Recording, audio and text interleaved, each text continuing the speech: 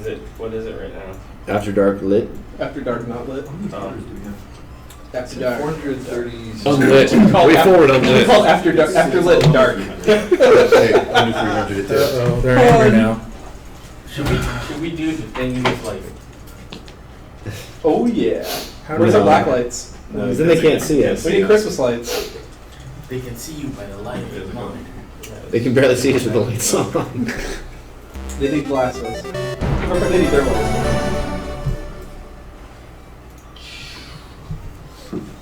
All right. Cool. Can you guys hear us? Are we back? I'm not getting. Oh, I don't. And we're back. Okay, we hope we stay back. No more technical difficulties. We think we got it figured out. So welcome back to WayForward TV. We're continuing the spooky theme, After Hours, and we've got the team has grown. Or if you're new and haven't joined us previously, I'll do quick introductions. Over on the screen on the left, you've got Jeff Luke. He's one of our game directors. Adam Tierney, another game director. James Montagna, another game director. Somehow off camera between all of our cameras, we got one of our programmers, Daniel, over here. We've got another guy off camera, James Chan. Waving isn't going to help if you're off camera. Shane, who's one of our engine programmers, who is the guy who I go to begging and screaming for anything in our proprietary WayForward engine for the Shantae Hapchini hero. Austin Ivensmith, who's trying to hide behind things. How did he get here? I'm laughing at how tired you sound. Life is like a hurricane now that Austin's here. Austin. Right, that's it. We're done. Done. Game director, directed amongst many other things, DuckTales. I'm Chris Shanley, producer for all of our OIP and self-published titles. You should all know by now know. I'm Jake. I'm playing Bubble Bobble. Jake, The scariest Tom, The scariest game. tired, go. So what we're showing you right now, Adam, take it away. Sure. And Tom, you can kind of help me out with this. So I will. you will. Wow. It's cool. What a duo. So WayForward, in addition to liking, also, and can you guys hear us? Are the volumes fine for the mics and everything? Let's La see. la la la. They are just marveling at that amazing foot on the Who's the middle guy of with the the foot screen. on the screen? They can hear you. You Mics find are out loud. whose foot that is. Volume's Sounds good. fine to me. Little bit Perfect, loud. yeah, perfect, affirmative. Okay. Okay. Well, if it's too loud, I can just speak Is Lindsay normally. so GD Joel watching? says no, it's Guys, not. Baron von Blubba just showed up. Oh, God, he God, just no. wrapped around the bottom of the screen. Oh, he follows me forever. I Also, can't yeah, follow him. so subtopic for this sequence Oh, God. or segment, we've been talking about which video game characters terrify us the most. A lot of fear for Baron von Blubba from I really hate Bubble him. Bobble, I really wish he would who is go the away. horrible, evil skeleton that comes out when you have spent too much time enjoying the game. Skeleton whale. Yes, Luckily, no one's played Bubble Bobble, so they don't know what you're talking But I about. just got an apple, so it's okay. it was that game that came out when your parents were dating. And in second place is Fanto from Doki Doki Panic. What's Doki Doki Panic? You were created. Oh, I'm sorry, Title Super credits. Mario Brothers 2. Oh, look at the hipster Jeff. Aviana says Ultros is scarier than Baron von Blubba. I still say the They are hand. both sea creatures. What's the Legend of Zelda hand? In the Wall Masters. Oh, yeah, that's Wall Masters. Yeah, those They're pretty scary. That scared me more than anything. And actually, I wanted to say, while you guys were in here, that no joke, when Silent Hill came out for PlayStation back in '95, I played it with my little brother in the room, who was 5 years younger than me, and I didn't feel comfortable playing it if he wasn't in the room watching the game at a certain point. So, I wouldn't play it if he wasn't around. That's how lame I was. I was in college. I was in college when the first game came out. I think freshman year. And to say what a wuss we were, you would know the terminology. So, is there a name for the gray child that was completely silhouette? There is. It's shoot. It's shoot. Okay. Squeaky baby. So I remember playing it with my friend, and we got to the part where one of the little dark gray children appeared, danced around, made some squeaky noise, and vanished. And we said, "We're out." We shut off the system, and we were way too terrified. The one you to can't continue. damage. The one that Yeah. just. Yep. It Gray did it child? for us. No, Gray Child is the something knife baby. Yeah. This is a harmless one that hides in a corner until you bump into it, Yeah. and it goes "Meh," and runs off. Wow. just because of Silent Hill. Why are we talking about Silent Hill so much? That's Well, weird. that's Well, could a it be good that mystery question. As luck would have it. So- So, Adam, what is that? So WayForward has directed a Silent Hill game. It's the one that you guys all hold highest above all the other Silent Hill games. Greatest Silent Hill ever. Yeah, a lot of people as quoted say- by every fan. Yeah, a lot of people say that we kind of, undid all of the problems with the first 4 games in the series. But basically, all right, so we did Book of Memories, which was kind of this strange, Tom's hiding his face. Adam Tierney uses sarcasm. It is completely ineffective. It's so dry in here. All right, so we did a Book of Memories game, and it was totally fun. And it was me, and it was Tom, and it was James Montagna, and a lot of other people. And we enjoyed making it, even though it's a totally weird one. And you people are monsters. The people are monsters. But WayForward has actually loved Silent Hill for quite a long time. And before we worked on Contra 4 on DS, we did a little demo on what we thought Silent Hill would look like on Nintendo DS. And this is something that we think we've mentioned it a few times in interviews, but we've never actually shown it off before tonight. So if anybody is really curious for bizarre little demo unseen Silent Hill things, this is up there because it's a fully polygonal game using James Sunderland and some assets and themes from Silent Hill 2, but crammed onto the dinky, tiny little Nintendo DS. And I first saw this when I was recommending WayForward to do Contra 4, which we talked about in our Contra 4 segment earlier. My boss said, "Oh, WayForward, they made this demo that I have on my computer. I don't know, play it." And I thought, this is weird, so I plugged it in and burned the ROM and played it. And it was Silent Hill, and that was kind of cool, because I just got put on Silent Hill. But it was just funny because we were approaching WayForward for a totally different game. And I think when we showed up that day at their office, they thought we were going to talk about Silent Hill. Yeah, I remember the team that did this, and we put this together. It's pretty rough, so I mean, I'll just putting it out there, like as you're seeing, that there's little cinematics, but obviously they look pretty horrendous because we're using the in-game 3D, standard DS models. But we put it together in a couple of weeks because Konami was interested in doing a handheld Silent Hill at one point, and we said, oh, we're so excited, we're not just going to do docs and traditional pitch stuff, we're going to actually make a little game that you can play. And that's what became of this. And unfortunately, it didn't come to be as far as WayForward making a Silent Hill game on DS, but it's an interesting little footnote in the company's history. Red Frost asks, was this before Origins? This was Origins just went over to Climax UK. It was previously at Climax US, and that game was less good, and so it went to the UK branch. And right around that time is when this got pitched to WayForward. But it was actually, I think you guys made it for the Northern Konami office. Correct. But I remember when we were talking to them was right when they were making the transition on Origins, because there had already been the release screenshots of like the early, very ashen creatures, and I remember because we had quite a bit of phone calls on this and some back and forth kind of design ideas, and I remember that was going on at the time. Like they were dealing with a lot of Origin stuff. The producers that we talked to about this product. Yeah. So without further ado, here, warts and all, is Silent Hill on DS by WayForward.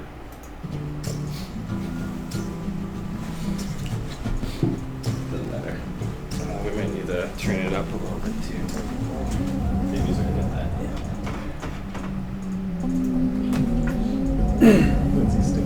Yeah. Thymonet says, hi James, hi. You technically have two Jameses in the room. I was one only on the saying hi to screen. both of them. I think she's saying hi to the one on the screen. She might be saying, I called out that we've got one off screen. Well, you gotta be a jerk like that, the Tom. one in The one in the game. game. James We have Sutherland. three. Oh wait, we James. got three now. Yes. Yeah. This is DS? I'm confused now. Everyone's James to me. This is Silent Hill on DS. Why can I not move? There we go. All right.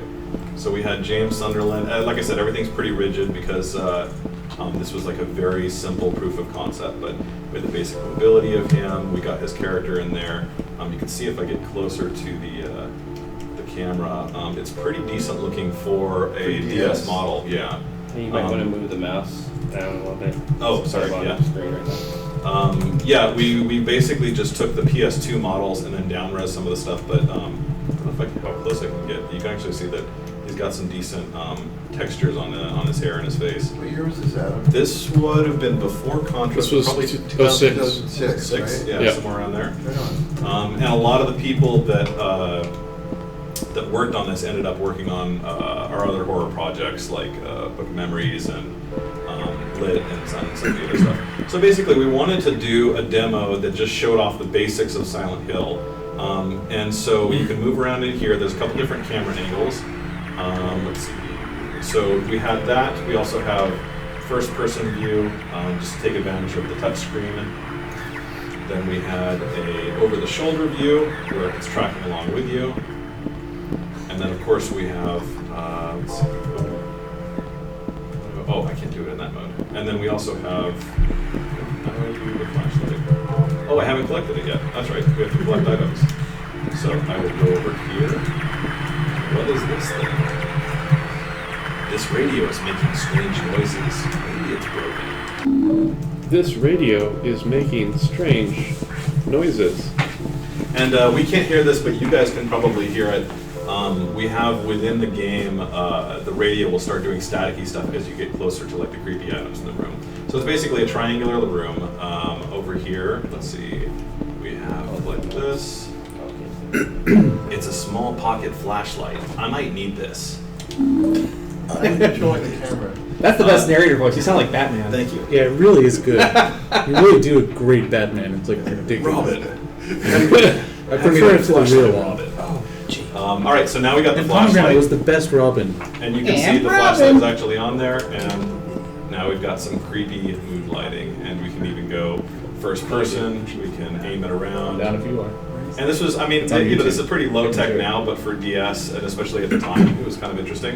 And then we've got over the shoulder, which we really wanted to do some kind of like, you know, It's there. prove that we could capture kind of the tone and feel of a creepy Silent Hill game. So that was what we were looking Someone to do. asked if here. you're using the stylus to move the camera, or how you. Right now I'm using the D-pad to move around, and then you can use the shoulder buttons to spin it. And we basically just tried a bunch of different control schemes. So that's for this. I'm rotating with the D-pad and the shoulder buttons. If I go down to first person, then I'm moving with the D-pad, but I'm kind of strafing almost like first-person shootery with the control stick on the bottom. And then the third view is I'm behind the character, and now the left and right are pivoting, and I'm not using the stylus at all. Yeah, and nothing in particular for the difference between these. Like I said, it was just a proof of concept demo, so we're just kind of trying out a bunch of different stuff. So we've already seen the two mirrors here, and I can actually go up and interface with either of them. That's not me. What's going on here? And so you have James looking in the mirror, and we've got him. You can be kind of like backing up and looking in the mirror.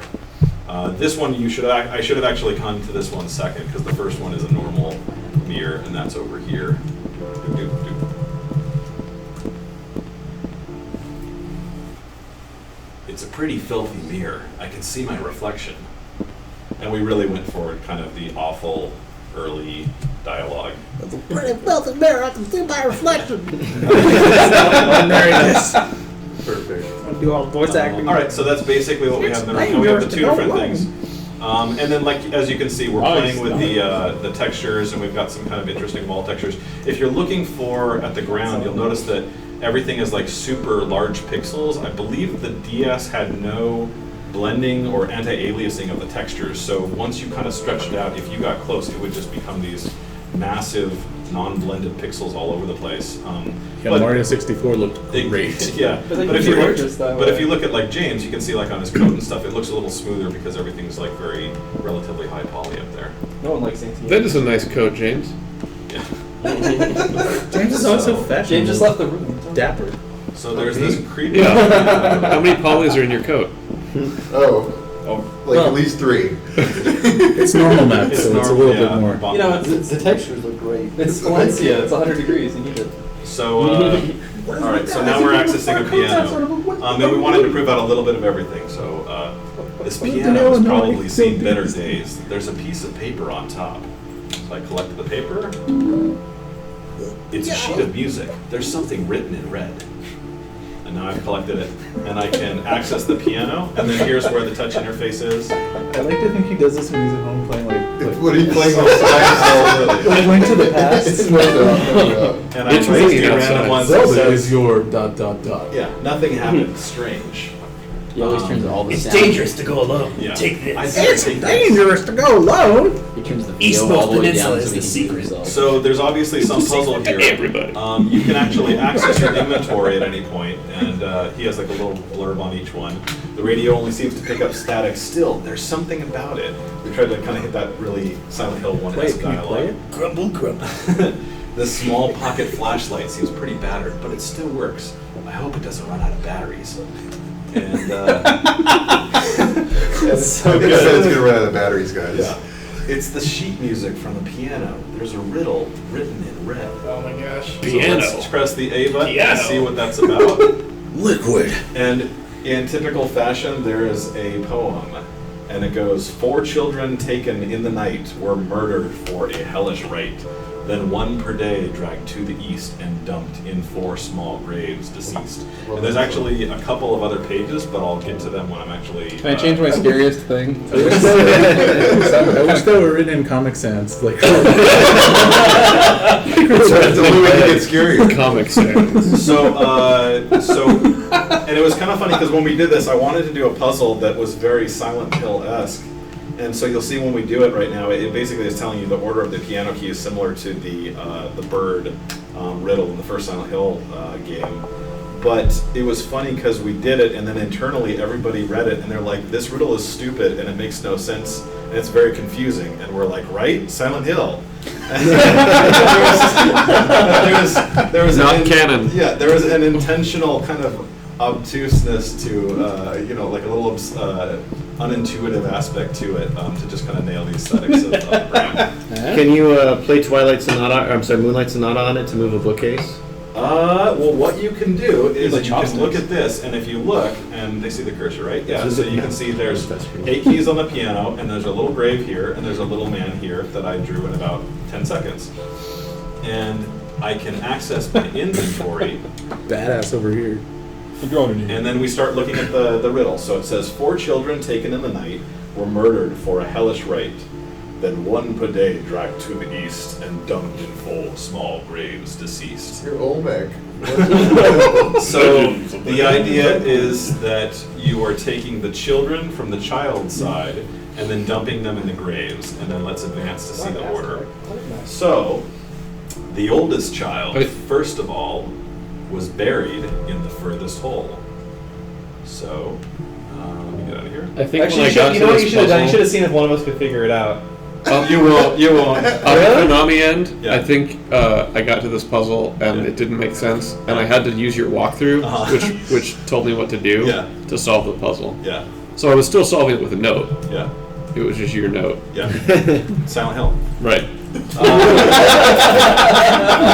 All right, so the oldest child, first of all, So any broken game mechanics and anything we develop moving forward, It's it Silent Hill, responds to yeah. Silent Hill. I don't know. was buried in the furthest hole. All right, oldest child, first of all, buried in the furthest hole. So we have the oldest child, which would be here, and then buried in the furthest hole, which would be there. All right, we're looking pretty good. The youngest was then placed abreast, just 1 grave to his brother's left. So the youngest child placed next to his brother. Next step. The eldest of the rest was tossed. In the first grave they came across. So there's the eldest, there's the first one, and then lastly, the last child was then buried in, surrounded on both sides by kin. And there's only one selection, so there you go. You do that. Hopefully I didn't screw it up. I could hear a grinding noise coming from the piano. And we're in Hell World. And It's so- called the Other World, Adam. I'm sorry.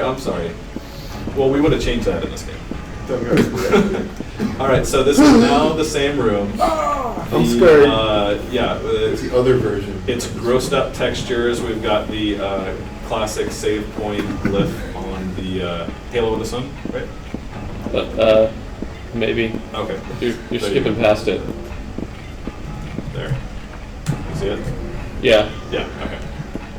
That puzzle was a lot like the end stage puzzles in Book of Memories. Was there any connection that was that kind of carried over? I mean, when we did the Book of Memories ones, I kind of in retrospect, I wish we would have just done more straightforward, just done a bunch of puzzles in Book of Memories, but we were trying to do everything really broken down programmatic, and the idea with it was, I actually sat down and I looked at every single puzzle from all of the first couple Silent Hill games and cataloged all of them and tried to kind of dissect them to their components.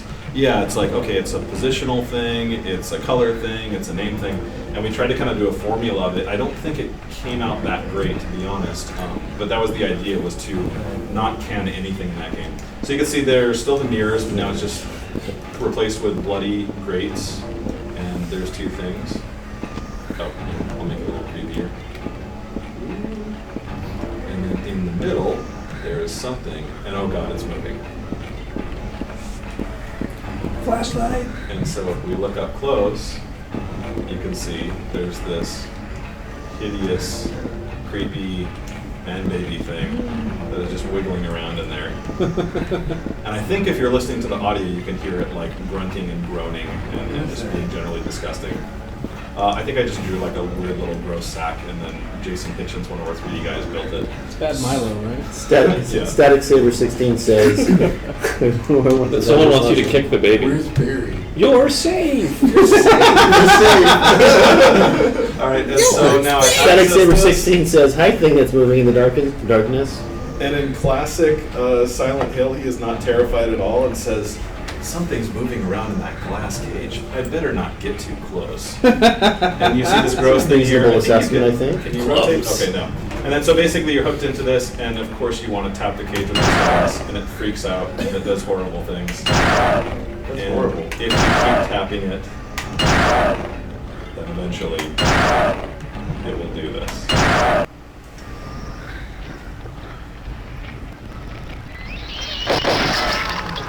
And you're dead. James. And that was it. There's Silent Hill for you. There's not a phone number there, was there? It's an old phone number, yeah. So that's it. So yeah, just a little bit of everything. We had some cinematics, we had some VO. If you're listening, you were able to hear it. Oh, sure. You could hear him saying Maria and things like that. But yeah, this was it. So this was our take at a handheld Silent Hill put together in just a couple of weeks as proof of concept. But that's not the last Silent Hill demo you made. Illuminatro says, and that's why you don't touch the glass at the pet store in Silent Hill. Yes. So That was just like Nintendogs. So as you know, from there we made Contra 4 with WayForward, and then the years went by, and Konami wanted to make a Vita version of Silent Hill, and they wanted to use a new developer that hadn't worked on Silent Hill before, and I love WayForward, because I work here now, so that's obvious. It is legally required to say that. But so I wanted to work with WayForward again, and so I said, oh, they could do this. They did a Silent Hill demo a long time ago. I know Adam really loves Silent Hill. And people in Konami said, well, can they do a scary game? And I said, sure, they did Lit. And then Konami said, well, is that scary enough to be Silent Hill? So WayForward prepared a second, all-new demo. What? To win the Book of Memories job. Silent Mountain. And What was Book of Memories? we can show it to you now. Huh? No. In a second. In a second. Yeah. After technical difficulties. So the one you saw previously was the Silent Hill DS demo, and now this one is, I guess it was somewhere between a PS3 demo and a PC demo. And the reason it wasn't on Vita is Silent Hill was actually kicked off Book of Memories well before the release of Vita. We were one of like the first major titles to kind of get dev kits and really dive into it. So we weren't able to do the demo on the Vita, but we had some similar tech running on PS3, and we reskinned some stuff, and very much like the previous game, we took a couple of weeks and threw this together and had something that was kind of creepy and interesting. And this is, at this point, I wanted to do a more traditional Silent Hill, so this is a bit more, this isn't dungeon crawly, this demo. Yeah, this was, so for people that haven't played Book of Memories, it's drastically different from the rest of the series. It has the same kind of aesthetic as Silent Hill. It's got a lot of the same creatures and a lot of the same themes and some of the same items. It's very packed with like lore and fan service, and kind of every game has little bits and pieces pulled from it to kind of make this ultimate Silent Hill retrospective. It's almost like an interactive museum of sorts. In addition to that, the game is also an isometric, endless dungeon crawler, RPG stats, and a lot of stuff that was brand new to the series. When we made this demo, none of that was known yet. So basically this was just like, oh, you guys want to do something? I think the only thing we knew at this point was that there was an isometric perspective. So that's why you can see in this demo there is some isometric perspective, but there's also just a standard perspective as well. Oh yeah, we made it to be standard perspective, but there was desire for isometric as well. So it uses both. Okay. Yeah, you're in there. So, Tom, how much of this Silent Hill demo was reused for Explore the Dungeon? Because I don't know. All of it. Almost none of Just a it. reskin. Almost impressive. It's not even a reskin. That was. Okay, so you can see here, so we basically have a room. Let me see if I can remember the controls. Oops. There we go. So we've got a flashlight.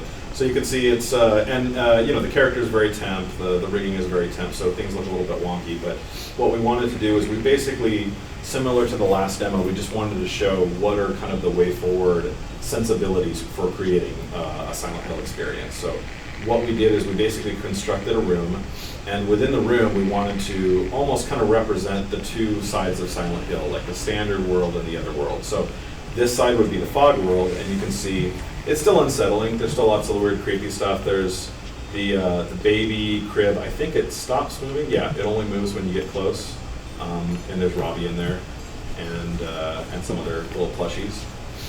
And then there's writing on the wall like, "Bad baby, go in box. No more crying. Now mommy crying. Bad mommy."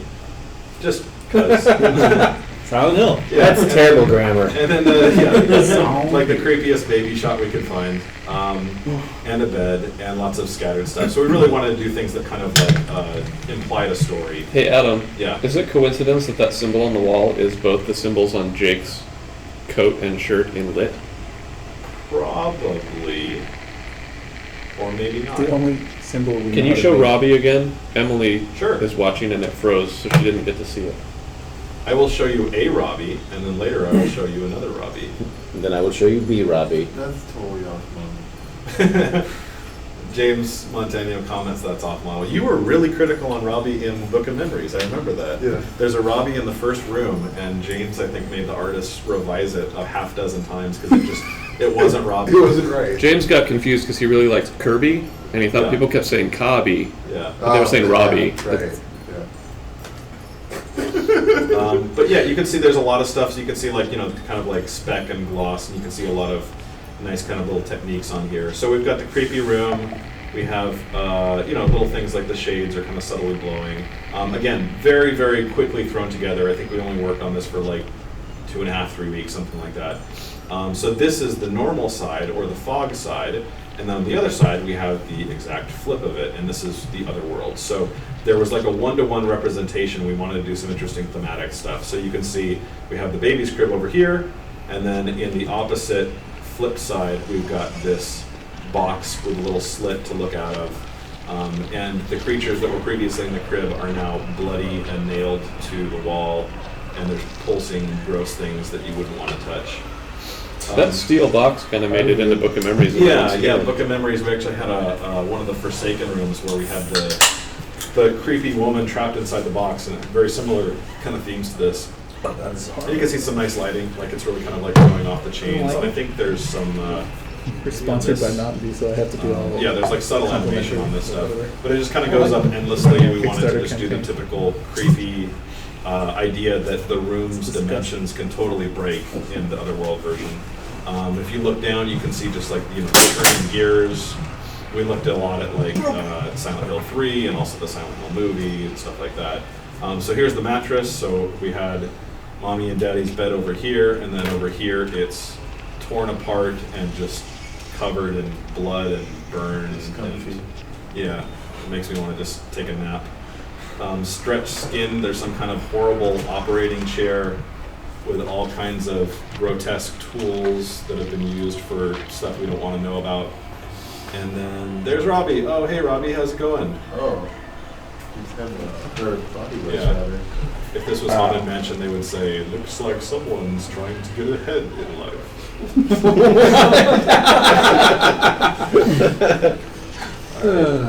Let's see. And then, It's late, guys. Yeah.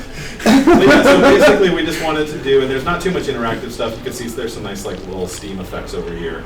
But we just wanted to do an atmospheric demo. So now, the one thing that we did know about this product by the time when we did this demo is that they were interested, Konami was interested in doing something where it's more puzzly and it's got some isometric perspective to it. So if you press this button, it pops out to something that is much closer to what Book of Memories ended up being, which is a more distant perspective.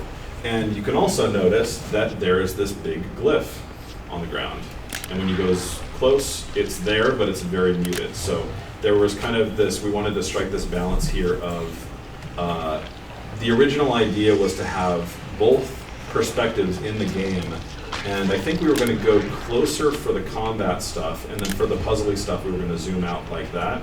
And it ended up not really working. The tech was problematic, and it was also just not feasible to support all assets in two different perspectives. So ultimately the game, because this was the mandated view and this was the core gameplay view, this became kind of the only gameplay view. And if we could switch, you'd have to build a ceiling that you only saw half Exactly, the time. yeah. I mean, we actually, like, the lead programmer and I, we really digested it and looked into it, and it kind of almost would have doubled the workload to create something that would work in both perspectives. So ultimately we had to just go with something like this. It's a very kill your darlings kind of thing. Yeah. But so what we wanted to do again with like the same as the DS one is have something in here that was an actual puzzle. And I think that's very important whenever WayForward does a demo. We want to do something where it feels like a game. So if you're just kind of walking to the right, we never want somebody who's playing one of our demos at a publisher to say, is that it? Like, is there any more? You want some kind of a sense of accomplishment, even if it's a very small one. So in this one, as you're looking around, you can see there's a symbol right there. And where's the other one? Doop, doop, doop. There's a symbol right there. So two different symbols, I can access either one. And if I go over here, I get the X button prompt, I press it, and boop, and nothing happens. So I'm choosing incorrectly at this point. So I'll try the other one, and we'll see what happens. Come over here, press this, it glows, you did something right, and then now from two symbols, we now have three symbols. We have this one, and this one, and this one. And if I just try this one, then it's incorrect, and it's reset to the original ones. And so the idea is, what am I supposed to do with all these symbols? It starts with 2, and then it goes to 3, and then ultimately goes to 4. And the solution for this demo is that you zoom out here, and you're supposed to look at this and say, oh, okay, I'm looking for the shapes here. So if I look at this right here, what do I see? Do I see a circle with a line in it? No. Do I see a Y shape with a circle in the middle? Yes, I do. So hop over here, hit this one, and there's the little messages and sounds to confirm that you did the right thing. And then you kind of do the same thing over and over, and you say, okay, well, is there a triangle in there? There's no triangle. Is there that little X thing? No, there's not. Are there 3 circles? Yes, there are 3 circles. So come over here, hit this one. Don't do it. I'm scared. It's a trap. We're too scared. Yeah. What's gonna happen? I just want to find my wife and kids. And then the final one, I think now we're at 4. So you've got, let's see, triangle. No, there's no triangle. And look over here, it's a little dumbbell thing. No, there's no dumbbell. You look over here, it's a diamond shape. There's no diamond shape. And we wanted to do something where it actually kind of tripped the player up, and they said, where the hell is that 4th symbol? And that's why we tied that more to the perspective of this, where you can actually see that really in the corner over there. So this is the final one. I go over here, access it, and that's it. And pretty sudden. Yeah, and I wish that we had more fanfare at the end, but it was a very quick audition process for this one, so There's Yeah, our- woo. You won. You survived Silent Hill. Congratulations. Congratulations. I got So, my family back. if and you we're all like- happy, but I might be dead, and they might be dead too. I might have been dead the whole time. If you like behind the scenes stuff like that, that's kind of what you get to see with Kickstarter with Shantae Half Genie Hero. Is you get Very to good see point. Yeah. So if behind you- the if scenes you like, stuff. If you like that, Way to bring it full Silent circle Hill, there, my you friend. love Well Shantae done. Happy Oh Hero. yeah, But that Shantae game. There's a catch. You only get to see that if you're a backer, and that's probably pretty hard to do. Not a lot of people can be backers, right? I think you need to have at least $1. $1. That's all it takes to be a backer. That's all it takes to be a backer. Where do If you you're going to kick in $1, I mean, it Where would do you only become a take backer? Where do I go with my dollar? Kickstarter. Kickstarter's dumb. I only use PayPal. Well, then you can go to PayPal, but you're going to need at least $5. So you're telling me if I donate $1 to $5, I can see cool Shantae stuff and support a rad project? You're darn right you can. That's amazing. You're darn tootin'. You work here. Why don't you know any of these things?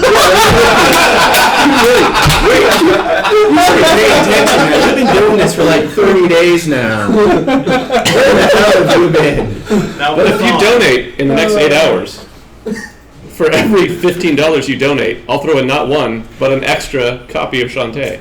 what? Yes. Well, now you're just talking crazy. Now you're in Silent Hill. What are we going to do if the stretch goals aren't met? We're not gonna do That them. question comes up often. If there are any stretch goals that we do not reach, we can't. We can't guarantee that content will ever be made. The reason we're on Kickstarter is that we can't afford to fund this game on our own. We need the help of our fans and backers. So if any of the stretch goals aren't met, they will likely never see the light of day. There's always that chance that if the game is extremely super beyond all expectations successful after release, that profits could be put into releasing them as paid DLC. But there's no way for us to know that at this time, so we can't guarantee any of that. The only way you can guarantee that you'll see any of those stretch goal content is if we hit those stretch goals on Kickstarter and PayPal. Yeah. A PayPal store is staying open for several more months. We have no definite end date in sight, and all of the PayPal pledges go towards those stretch goals. So we will let them know in advance if they don't have the money right now, right? Yes, once we have an idea of when we'll be closing the PayPal store, or at least not letting it count towards stretch goals anymore, when we have to lock development of the game so it can be released to you, lovely backers, we will let you know far in advance. So if anyone is holding out for an extra paycheck because they want a specific reward tier, you'll get fair warning before we close the PayPal store. Yeah, No. and I think one of the interesting things about this is, I mean, WayForward, we project that we love doing interviews and talking with you guys, and obviously we're a very creative place, and we love just kind of coming up with wacky ideas and interesting ideas, and coming up with stuff off the cuff that makes our games, hopefully charming and kind of interesting for everybody. This, I think, is the first time where with some of the higher end rewards, we're actually inviting people to help us with the development process. So depending on where you come in with your pledges, you can help us by chiming in on the development stuff and saying which versions of costumes you like, or anything that we're kind of throwing to the fans as far as development. And some of the higher end tiers are actually getting them more directly involved with the development, correct? Yeah, if you're at the $60 tier or above, you actually get voting privileges, which will allow you to help us pick and choose everything from game features to enemy and other character designs. I mean, all kinds of stuff. You will definitely have a major impact on what the final game is if you're at the $60 reward tier or higher. And then another question came in. I lost track of who asked it, but just to clarify, you don't have to be a Kickstarter backer to get the free DLC. That's right, free DLC we're including with every copy of the game. You can back through PayPal as well, and that free DLC is an alternate costume for Shantae. It's a blue costume that's a throwback to the original Super Nintendo pitch that would eventually become the Game Boy Color Shantae. And that was supposed to have interchangeable costumes. So a free blue costume, a free costume for Risky, where she can put on her original Game Boy Color outfit. And there is also a cross-promotion quest with unlockable item that is tied into the Hyperlight Drifter Kickstarter campaign, which if you haven't seen, you should totally check out. All three of those downloadable content packs are completely free with every copy of the game, and they're available to both PayPal and Kickstarter backers. So I hope that makes that clear, and we're more than happy to explain it further if any of that isn't clear. But I think we're all done with Silent Hill. I hope you liked those. I know they were kind of short, and but it was a cool insight we thought you would like to see of 2 games that never saw the light of day. Well, And not only never- that, no one's ever seen it, right? No, No one has as ever far seen as- it. I As mean, far they've- as public video, this is the first time either of those have been shown. So Right. You guys are So the it only was a people that secret. have Don't ever tell seen anybody it. that we showed you that. So you are cooler than any other Silent Hill fans out there. Don't Yeah. let them tell you differently. Yeah, and let them know. Yeah. How So cool. that's it for Silent Hill. We're going to take a quick break while we swap out the games, but look forward to up next, keeping the horror thing going, sort of, with Blood Rain Betrayal. We'll be right back.